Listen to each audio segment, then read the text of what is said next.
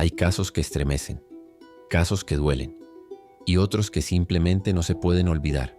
Fue en una fría noche del 20 de diciembre de 1968, en una carretera rural de California, cuando dos adolescentes enamorados, David Faraday y Betty Lou Jensen, salieron a dar un paseo sin saber que estaban a punto de convertirse en las primeras víctimas de uno de los asesinos más enigmáticos del siglo XX. Lo que ocurrió esa noche marcaría el inicio de una serie de crímenes que dejaron a investigadores, medios y ciudadanos completamente desconcertados. Un hombre que escribía cartas, que enviaba mensajes cifrados, que parecía disfrutar del miedo que sembraba. Así nacía la leyenda del asesino del Zodíaco.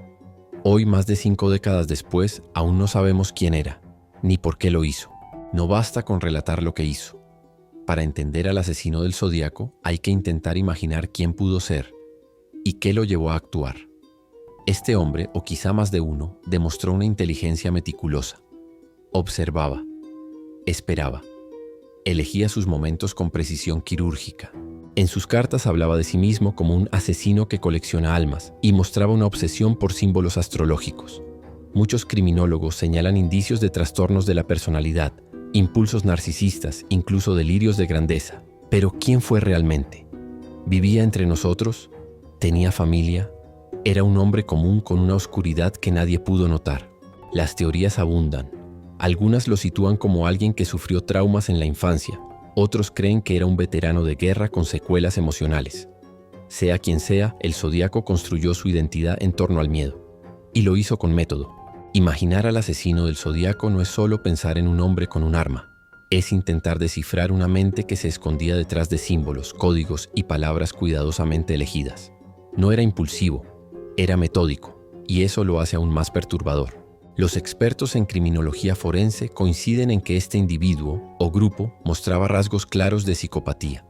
No sentía culpa, no mostraba empatía, y parecía disfrutar del poder que ejercía sobre sus víctimas, y sobre toda una ciudad. Pero ¿qué tipo de mente puede planear asesinatos, burlarse de la policía y desaparecer sin dejar rastro? El miedo no solo viene de lo desconocido, sino del hecho de que quizá el monstruo no lo parecía. El asesino del Zodíaco no fue impulsivo. Fue metódico, frío, casi teatral. Y aunque su identidad sigue oculta, los especialistas han trazado un perfil psicológico que nos habla, no del nombre, sino del tipo de mente capaz de sembrar el terror y desaparecer sin dejar huellas. Todo apunta a alguien con un trastorno de personalidad antisocial. Un individuo sin empatía, que no sentía culpa, que manipulaba con precisión quirúrgica. Alguien que disfrutaba, literalmente, del sufrimiento ajeno, no como acto impulsivo, sino como ritual de dominio. Pero también hay claros rasgos de narcisismo. Quería ser admirado. Quería que su nombre o símbolo estuviera por encima de cualquier autoridad. Publicaba sus cartas en los periódicos, exigía atención. El Zodíaco no solo mataba, se representaba a sí mismo como figura mística, como alguien que coleccionaba almas. Muchos investigadores señalan patrones obsesivos. Obsesión por el control, por el detalle, por la perfección. Esos criptogramas, esos símbolos astrológicos, no eran simples adornos, eran parte de un patrón ritual que se repetía una y otra vez. Hay quienes incluso sugieren que el Zodíaco podría haber tenido una pospersonalidad disociativa. Sus cartas variaban en tono y estilo, sus declaraciones se contradecían. ¿Era un solo hombre? ¿O varios? ¿O alguien que no controlaba del todo sus estados mentales? Los hechos también muestran hábitos perturbadores. Elegía víctimas vulnerables. Parejas jóvenes, mujeres indefensas, escenarios aislados. Se escondía en la oscuridad y cuando atacaba, lo hacía con una precisión calculada. Su obsesión con la simbología fue evidente. El símbolo del Zodíaco, sus referencias astrológicas, los mensajes cifrados, todo parecía diseñado para un solo objetivo, sembrar caos con estilo. Y esa comunicación con los medios no era una simple provocación, era parte del espectáculo. El Zodíaco quería protagonismo, quería que su nombre o su emblema quedara impreso en la memoria colectiva. Hay señales de conocimiento técnico, dominio de criptografía básica e incluso formación militar o académica. No fue un improvisado, fue alguien que sabía lo que hacía y cómo desaparecer. Pero ¿cómo se forma una mente así?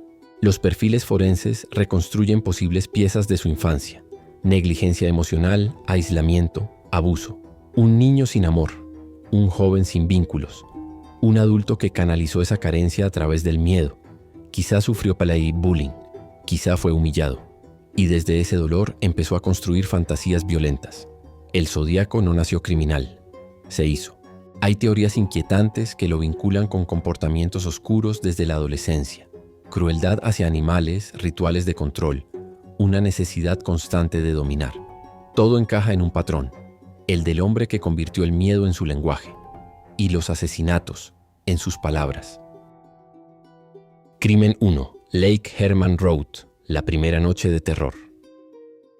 Era viernes por la noche a pocos días de Navidad. El aire estaba frío y la carretera rural de Lake Herman Road parecía dormida entre la oscuridad. David Faraday y Betty Lou Jensen estaban en su primera cita, dos adolescentes que apenas se conocían, pero que ya sentían esa chispa que solo se da una vez. Él, un joven Eagle Scout, responsable, querido por sus compañeros. Ella, una estudiante brillante, dulce, con sueños grandes.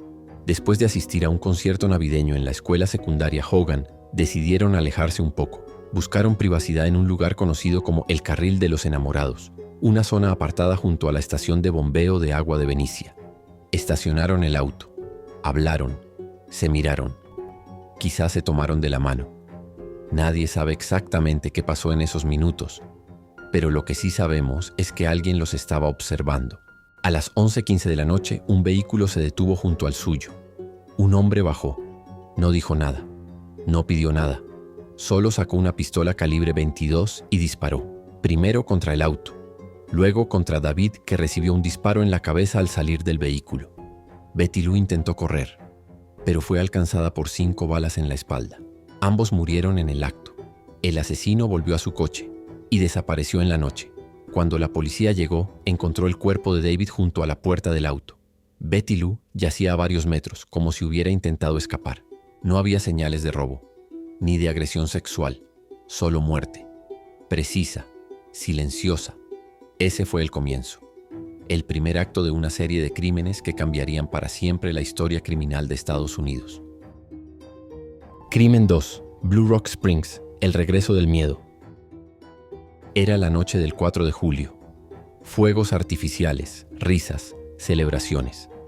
Pero en un rincón apartado de Vallejo, California, el Zodíaco estaba a punto de atacar de nuevo. Darlene Ferrin era una joven alegre, madre, camarera, con una energía que iluminaba a quienes la rodeaban. Aquella noche salió con su amigo Michael Mayo. Querían escapar un rato del ruido, hablar, estar tranquilos. Llegaron a Blue Rock Springs Park, un lugar conocido por las parejas jóvenes. Estacionaron el auto, apagaron las luces, dejaron la radio encendida, y por unos minutos todo fue normal, hasta que un coche se acercó. Se detuvo detrás de ellos. Luego se fue, pero volvió. El hombre bajó, llevaba una linterna, se acercó al lado del pasajero. Michael pensó que era un policía, pero no lo era, sin decir una sola palabra. El hombre apuntó con una pistola de 9 milímetros y disparó 5 veces. Darlene fue alcanzada por múltiples balas. Michael también. El asesino se alejó, pero al escuchar los gemidos de Michael, regresó y disparó 2 veces más a cada uno. Luego se fue, sin prisa, como si nada hubiera pasado. Michael, herido, logró salir del auto. Un grupo de jóvenes lo encontró y llamó a la policía. Darlene murió poco después en el hospital. Michael sobrevivió y se convirtió en el primer testigo directo del Zodíaco. Pero lo más escalofriante vino después. A las 12:40 de la madrugada, el asesino llamó a la policía desde una cabina telefónica. Dijo con voz monótona: «Quiero reportar un doble asesinato. Si van una milla al este al parque público en Columbus Parkway, encontrarán a los chicos en un auto marrón. Fueron disparados con una Luger 9 mm. Yo también maté a los del año pasado». Así el Zodíaco no solo confesaba, se adjudicaba el crimen anterior y comenzaba su juego macabro con los medios y la policía. Crimen 3. Lake Berryessa, el rostro del miedo. Era sábado por la tarde. El sol brillaba sobre el lago Berryessa y Brian Hartnell y Cecelia Shepard habían decidido pasar el día juntos, lejos del ruido, en un rincón tranquilo junto al agua. Eran estudiantes universitarios, jóvenes, inteligentes, con sueños por delante. Se habían acomodado sobre una manta, leyendo, conversando, disfrutando del momento. Pero entonces, Cecelia notó algo. Un hombre, parado entre los árboles, observándolos. Al principio parecía un simple curioso, pero luego desapareció y volvió con algo que nadie esperaba. Llevaba un extraño atuendo, una túnica negra, un pasamontañas con gafas oscuras y en el pecho, el símbolo del zodiaco. Un círculo con una cruz en el centro. Se acercó con una pistola. Les dijo que era un convicto escapado de una prisión en Montana, que necesitaba dinero y el auto para huir a México. Brian intentó razonar con él. Le ofreció lo que tenía. Le habló con calma.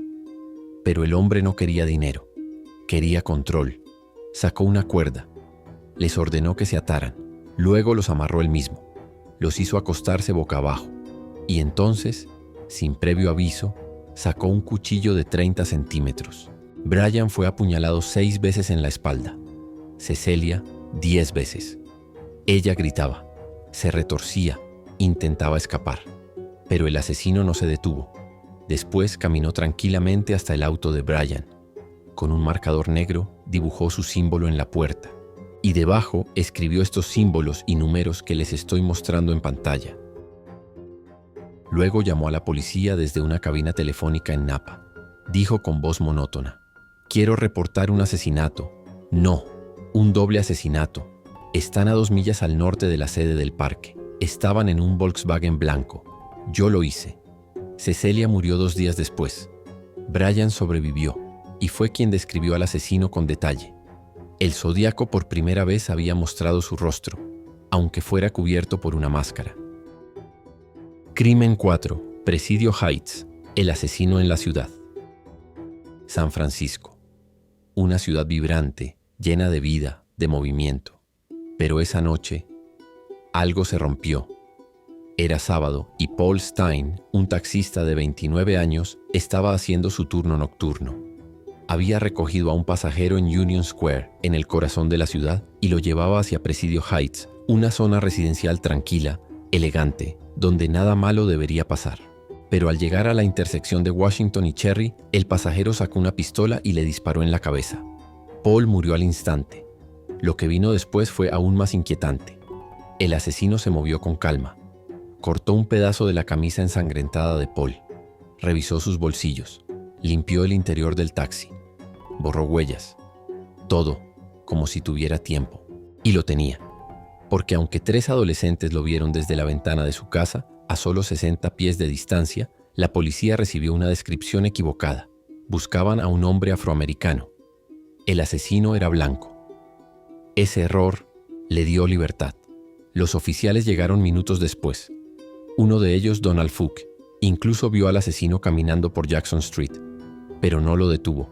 No encajaba con la descripción. El zodiaco se perdió entre las calles y dejó atrás una escena que aún hoy sigue doliendo. Crimen 5. Kathleen Jones. El viaje que casi termina en tragedia. Era de noche. Kathleen Jones conducía por la carretera 132 rumbo a Petaluma, con su bebé de 10 meses en brazos. Iba a visitar a su madre enferma. El camino era largo pero tranquilo, hasta que un coche comenzó a seguirla. El conductor le hacía señales con las luces. Le indicaba que algo andaba mal con su vehículo. Kathleen, preocupada, se detuvo. El hombre bajó de su auto, se acercó con una sonrisa y le dijo: «Tu rueda trasera está floja. Déjame ayudarte». Parecía amable. Parecía confiable. Pero no lo era. Después de arreglar la rueda, Kathleen volvió a conducir y la rueda se salió. El hombre volvió a aparecer. Le ofreció llevarla a una estación de servicio. Ella aceptó. Tenía a su hija en brazos. No tenía muchas opciones, pero no fueron a ninguna estación. Durante más de 1 hora, el hombre condujo por caminos rurales sin rumbo. Kathleen le preguntaba: «¿Por qué no paramos?». Él respondía con evasivas. Hablaba de otras cosas. Sonreía, pero no se detenía. En un momento le dijo: «Por lo general, cuando termino con ellos, ya no necesitan ayuda». Kathleen sintió que algo estaba muy mal. Cuando el auto se detuvo en una intersección, fingió estar enferma. Abrió la puerta, tomó a su hija y corrió hacia un campo. Se escondió entre los arbustos. El hombre apagó las luces. Esperó. Luego se fue. Ella logró llegar a una carretera. Unos viajeros la ayudaron. La llevaron a la estación de policía de Patterson. Y allí vio el retrato hablado del asesino del Zodíaco. Ese es el hombre que me secuestró, dijo. Horas después su auto fue encontrado, completamente quemado. Crimen 6. Donna Lass, la mujer que desapareció entre los pinos. Donna Lass era joven, brillante, trabajadora, enfermera en el Sahara Tahoe Hotel en South Lake Tahoe. Había llegado desde San Francisco unos meses antes, buscando un nuevo comienzo. La noche del 6 de septiembre de 1970 terminó su turno a la 1:50 am. Su última anotación en el registro fue interrumpida, como si algo la hubiera sacado de golpe. Nunca volvió a casa. Nunca volvió a aparecer. Su auto estaba estacionado en su nuevo apartamento que había rentado apenas un día antes. Sus pertenencias estaban intactas. Su uniforme, su bolso, todo. Como si hubiera salido por unos minutos y nunca regresado. Al día siguiente alguien llamó al hotel y a su casero. Dijo que Donna había tenido una emergencia familiar y que estaría fuera unos días. Pero su familia, en Dakota del Sur, no sabía nada. No había ninguna emergencia. Fue una mentira. Una distracción. Semanas después, el San Francisco Chronicle recibió una postal. Tenía una imagen del lago Tahoe y frases inquietantes. South Victim 12 y Peek Through the Pines. No mencionaba a Donna, pero todos entendieron el mensaje. ¿Fue el Zodíaco? ¿Estaba diciendo que ella era su víctima número 12? Durante décadas no hubo respuestas. Hasta que en 1986 un cráneo fue encontrado cerca de la autopista 20 en Placer County. Y en 2023, gracias a pruebas de ADN, se confirmó. Era Donna Lass. Después de 53 años, su familia supo la verdad. Pero aún no sabemos quién la mató. No todos los asesinos dejan pistas, pero el Zodíaco dejó mensajes. Desde el principio quiso ser más que un criminal. Quiso ser un símbolo. Un enigma, y lo logró. Entre 1969 y 1974 envió más de 20 cartas a periódicos, estaciones de policía y periodistas. Algunas eran confesiones, otras amenazas, pero todas tenían algo más: códigos, criptogramas, mensajes cifrados, retos intelectuales que decían: atrápenme, si pueden. La primera carta llegó el 1 de agosto de 1969. En ella, el Zodíaco se adjudicaba 3 crímenes y exigía que su mensaje fuera publicado en primera plana. Si no, habría más muertes. Incluía un criptograma de 408 caracteres, dividido en 3 partes. Fue resuelto por Donald y Betty Harden, una pareja de maestros. El mensaje decía: me gusta matar porque es muy divertido. Es más divertido que matar animales salvajes en el bosque, porque el hombre es el animal más peligroso de todos. No revelaba su identidad, pero sí su filosofía. Luego vino el criptograma de 340 caracteres, enviado el 8 de noviembre de 1969. Este código permaneció sin resolver durante más de 50 años, hasta que en 2020 3 descifradores lo lograron. El mensaje decía: espero que se estén divirtiendo mucho tratando de atraparme. No le tengo miedo a la cámara de gas porque me enviará al paraíso mucho antes, porque ahora tengo suficientes esclavos para trabajar para mí. Era perturbador, no solo por lo que decía, sino por cómo lo decía. El Zodíaco hablaba de esclavos en la otra vida, de un paraíso donde él sería el amo. Era más que un asesino. Era alguien que creía tener un propósito, aunque fuera oscuro, y no se detuvo ahí. Envió cartas con amenazas a niños, a periodistas, a policías. Incluyó trozos de ropa ensangrentada para probar que decía la verdad. Inventó símbolos, firmó con un círculo y una cruz. Y cada vez que escribía, el miedo crecía. Algunas cartas aún no han sido descifradas, como el POES CT13 y el CT32, 2 criptogramas cortos que podrían contener su nombre, o nada. Pero lo más inquietante es esto: cada carta parecía escrita por alguien que disfrutaba del juego, que sabía que el mundo lo miraba, que se alimentaba del caos, y aunque han pasado décadas, sus palabras siguen vivas. Durante décadas, cientos de investigadores, periodistas y detectives aficionados han intentado responder la pregunta que aún nos quita el sueño: ¿quién fue el asesino del Zodíaco? Se han señalado más de 2.500 sospechosos. Se han cruzado huellas, ADN, escritura, testimonios. Pero nadie ha sido condenado. Nadie ha sido identificado con certeza. Hoy repasaremos los perfiles más inquietantes, los hombres que estuvieron cerca, pero nunca lo suficiente. Sabemos lo que hizo, sabemos cómo lo hizo, pero aún hoy, más de medio siglo después, seguimos preguntándonos lo mismo. ¿Quién fue el asesino del Zodíaco? Y mira, no es que haya un solo nombre. Se han señalado más de 2.500 personas y de todas ellas hay unos cuantos que de verdad te hacen detenerte y pensar. ¿Y si fue él? El primero, y probablemente el más conocido, es Arthur Leigh Allen. Su nombre ha estado en el centro del caso por décadas. Era profesor, vivía cerca de donde ocurrieron algunos de los crímenes y tenía una obsesión inquietante por el Zodíaco. Su amigo dijo que Allen usaba ese nombre antes de que el asesino lo hiciera público. Y eso es raro, muy raro. Tenía un reloj con el símbolo del Zodíaco. Hablaba seguido de cazar parejas. Y sí, fue investigado. Le hicieron pruebas de escritura, le buscaron huellas, ADN, pero nada coincidió. Ni una sola prueba lo conectó definitivamente con los asesinatos. Y luego apareció otro nombre, Gary Francis Post, un veterano de guerra que falleció en 2018. Un grupo de investigadores privados, los Case Breakers, afirmó que era él. Dijeron que tenía cicatrices en la frente que coincidían con el retrato hablado, que su nombre podía esconderse en uno de los criptogramas si eliminaba ciertas letras, y que parte de su ADN coincidía con muestras recuperadas en el caso. Aquí es donde la historia se vuelve más moderna, más digital, más viral, porque esto se empezó a difundir por redes sociales, por TikTok, por YouTube, y generó debates intensos.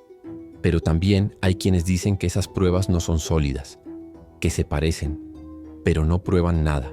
Otro nombre que aparece es el de Richard Gaikowski, periodista. Vivía en San Francisco cuando ocurrieron los crímenes, y hay gente que lo señala por detalles que suenan escalofriantes. Por ejemplo, uno de los sobrevivientes del ataque en Blue Rock Springs dijo que el hombre se llamaba Richard. La hermana de una víctima asegura haber visto a Gaikowski en el funeral de su hermano, lo cual, si es cierto, es simplemente perturbador. Lo más curioso con Richard es que cuando estuvo hospitalizado en un centro psiquiátrico, los crímenes del Zodíaco se detuvieron. ¿Coincidencia o pista real? Nadie lo sabe. Y también hay nombres más inesperados. Algunos creen que pudo haber sido Ted Kaczynski, el famoso Unabomber. Él también enviaba cartas, también tenía un perfil antisocial. Vivía cerca en esa época. Pero no hay evidencia directa, solo similitudes. Otro nombre que causó revuelo fue Earl Van Best Jr. Su propio hijo escribió un libro donde lo acusaba. Dijo que el rostro de su padre era igual al retrato hablado, que su nombre encajaba en los criptogramas y que todo apuntaba hacia él. Pero no hubo pruebas sólidas. Nadie lo investigó formalmente. Y entre todo esto hay quienes se preguntan si el Zodíaco fue una sola persona. Porque si lo piensas, las cartas cambiaban de estilo, los métodos eran distintos, los errores en las escenas del crimen no siempre coincidían. ¿Y si fueron varios? ¿Y si alguien imitó al asesino original? Otra teoría aún más radical dice que quizá el Zodíaco nunca existió como tal, que fue una narrativa construida por los medios, por el miedo, por la necesidad de encontrar un rostro al horror. Suena extremo, sí, pero en este caso, nada es imposible, porque lo que nos deja este bloque no es una respuesta, sino la pregunta misma. ¿Y si el monstruo estuvo siempre frente a nosotros? ¿Y si nunca lo supimos ver? Eso es lo que todavía nos quita el sueño.